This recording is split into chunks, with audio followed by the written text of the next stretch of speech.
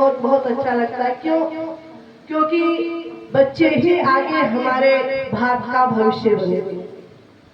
अब अगर सब लोग बड़ी उम्र के ही आते रहे, बड़ी उम्र के ही बैठे रहे, तो सोचिए आपके ऊपर भारत का भविष्य नहीं है, बच्चों के ऊपर भारत का भविष्य है। और इसलिए बच्चों को जरूर लाना चाहिए। कहते हैं कब किस पर तेरी दया हो, मालूम नहीं किसी को, जो समझे तेरी दया को, मालूम है उसी को।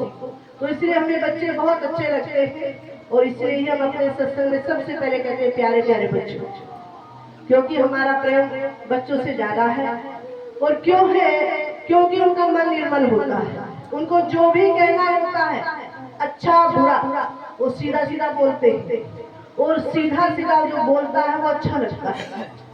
जो मुंह पे कुछ कहता है और पीठ के पीछे कुछ कहता है वो सबसे बुरा इंसान वो ही होता है। बच्चा पीठ के पीछे कुछ और मुंह के आगे और नहीं, कुछ नहीं कहेगा। वो उसको जो कहना है वो साफ साफ अच्छा और बुरा वो सीधा कहेगा। भाई जी अच्छा है और भाई जी बहुत बुरा है। तो अच्छा है कि कम से कम वो कहने की हिम्मत तो रखता है। तो यही, क्योंकि कहते हैं ना बच्चे भगवान का रूप होते हैं और बच्चों का मन निर्मल होता है। और उसके बाद ही जब संसार का प्रभाव उसके ऊपर पड़ने लग जाता है, उसके बाद ही वो चालाकी सीखते, उसके बाद ही वो होशियारी सीखते, उसके बाद ही वो बेईमानी सीखते हैं। हर बच्चा भगवान का स्वरूप होता है, हर बच्चा कोई श्रेष्ठ होता है। और अगर सच में ही माता पिता अच्छे हैं और माता पिता की आदतें अच्छी हैं, उनके संस्कार अच्छे हैं, तो मेरे ख्याल से 95% बच्चे बिगड़ नहीं सकते हैं। 5% जो आपका पिछले जन्मों का कोई बहुत पाप है, तब तो वो फिर 5% बिगड़ेगा, नहीं आपका बच्चा कभी बिगड़ नहीं सकता। याद रखिए, हम अपना अनुभव बता रहे, दूसरों का नहीं, अपना। कि अगर माता पिता की आदतें अच्छी हैं, माता पिता के संस्कार अच्छे हैं, माता पिता का व्यवहार अच्छा है, तो बच्चे कभी बिगड़ नहीं सकते।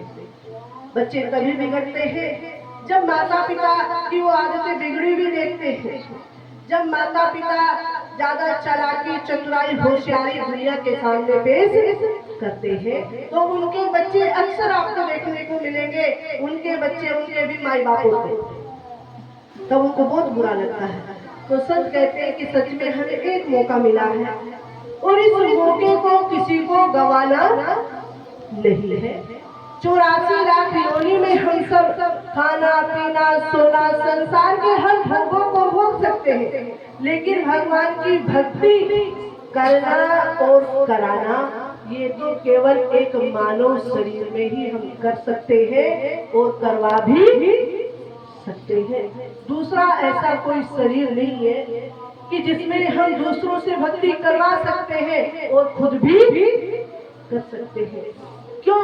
क्योंकि जो जितनी भी योनियां हैं, कहते 84 लाख योनियों में मानव शरीर की योनि ही श्रेष्ठ योनि बताई गई, अति उत्तम योनि बताई गई।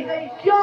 क्योंकि इसमें मानव प्रभु का ध्यान कर सकता है, प्रभु को प्रकट कर सकता है, भक्ति कर सकता है, करवा सकता है और भगवान को अपनी भक्ति की शक्ति से हाजिर नाजिर भी कर सकता है। ये कैपेसिटी केवल मानव में है, अन्य योनियों में नहीं। कहते कैसे?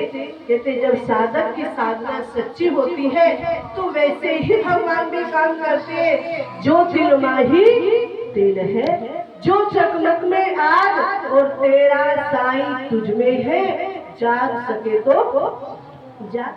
संत बार बार कहते हैं कि जैसे दिल के अंदर तेल है, चकमक पत्थर के अंदर आग छुपी है, ऐसे ही हम सबके अंदर परमात्मा की शक्ति आत्मा छुपी हुई है। अगर हम उस आत्म शक्ति को मजबूत करते हैं और उसकी साधना करते हैं, तो कहते हैं जब वह आत्म शक्ति मजबूत होती है तो सच में ही उसी आत्म शक्ति की मजबूती और साधक की साधना को बढ़ाने के लिए भगवान आत्मा से ही परमात्मा प्रकट होते हैं। कोई बाहर से नहीं आते हैं भगवान।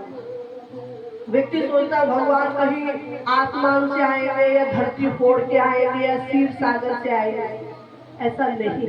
अगर ऐसा होता जैसे कहते हैं कि जब जब शरीरधारी भगवान यहाँ आते हैं तो उनको आने में टाइम लगेगा, उसको आने में टाइम लगेगा।